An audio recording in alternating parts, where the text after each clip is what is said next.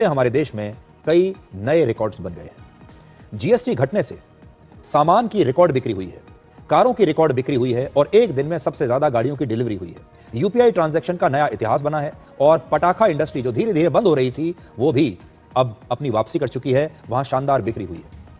GST घटने से इस साल देश के 146 करोड़ लोगों का बहुत फायदा हुआ और दिवाली बहुत ही समृद्धि वाली रही। Confederation of all India traders के मुताबिक इस बार दिवाली पर करीब 3 दिनों के अंदर 6,05,000 करोड़ रुपए का कारोबार हुआ है। सोचिए, 3 दिन में 6,05,000 करोड़ रुपए का कारोबार। यह रिकॉर्ड बिक्री दुनिया के 105 देशों की जीडीपी से ज्यादा है। हमारे देश में त्योहारों के इतिहास में यह अब तक की सबसे बड़ी बिक्री है। पिछले साल दिवाली पर इन्हीं 3 दिनों में कुल मिलाकर 4,25,000 करोड़ रुपए का कारोबार हुआ था। सबसे बड़ी बात यह है कि इस बिक्री में 85% हिस्सा रिटेल कारोबार का रहा। देखिए आपकी स्क्रीन पर है, पिछले साल दिवाली पर कितनी बिक्री हुई, 4.25 लाख करोड़ और इस बार 6.05 लाख करोड़। और रिटेल का भी मैं आपको बताता हूं। देखिए रिटेल के बारे में जो मैंने आपको बताया, इसमें जितनी जो बिक्री है वो ज्यादातर रिटेल की बिक्री है।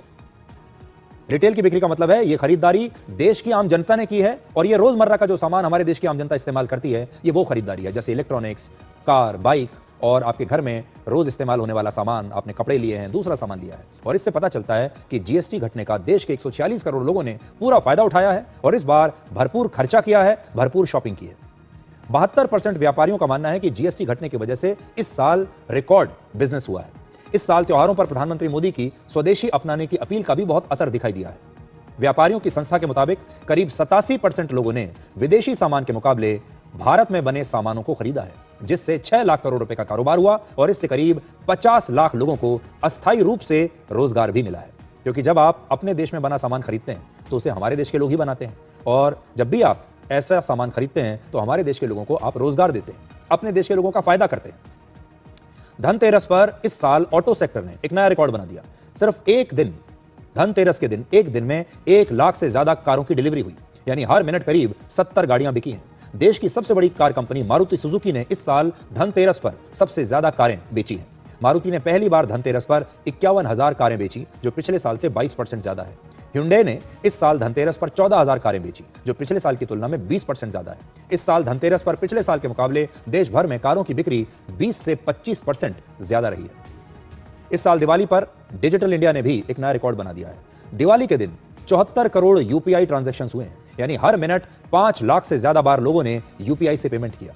एक अनुमान के मुताबिक धनतेरस से लेकर दिवाली के दिन तक सिर्फ 3 दिन में 215 करोड़ से ज्यादा यूपीआई ट्रांजैक्शन हुए, यानी हमारे देश की आबादी से करीब 1.5 गुना ज्यादा यूपीआई पेमेंट सिर्फ 3 दिनों में हुए।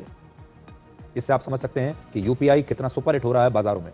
इस साल पटाखे की बिक्री भी पहले के मुकाबले बहुत ज्यादा हुई है। तमिलनाडु के शिवकाशी में दिवाली पर 7,000 करोड़ रुपए से ज्यादा के पटाखों की बिक्री हुई। पिछले साल की तुलना में ये 1,000 करोड़ रुपए ज्यादा है। देश के लगभग 90% पटाखे शिवकाशी और उसके आसपास के इलाकों में बनते हैं। पिछले करीब 5 वर्षों से पटाखों की मांग लगातार घट रही थी, क्योंकि सुप्रीम कोर्ट ने पटाखों पर बैन लगा दिया था, जिसकी वजह से पटाखों की जो इंडस्ट्री है वो धीरे धीरे बंद होती जा रही थी। लेकिन इस साल दिवाली के मौके पर दिल्ली में पटाखों से बैन हट गया और नए डिजाइन वाले पटाखों की वजह से, जो ग्रीन पटाखों की वजह से फिर से पटाखों का कारोबार जगमगा गया। अब दिवाली की बात अगर हो ही रही है, दिवाली पर देश भर में रौनक थी, लेकिन एक मिठाई ऐसी भी थी जिसकी जिंदगी दिवाली पर दुखों से भर गई।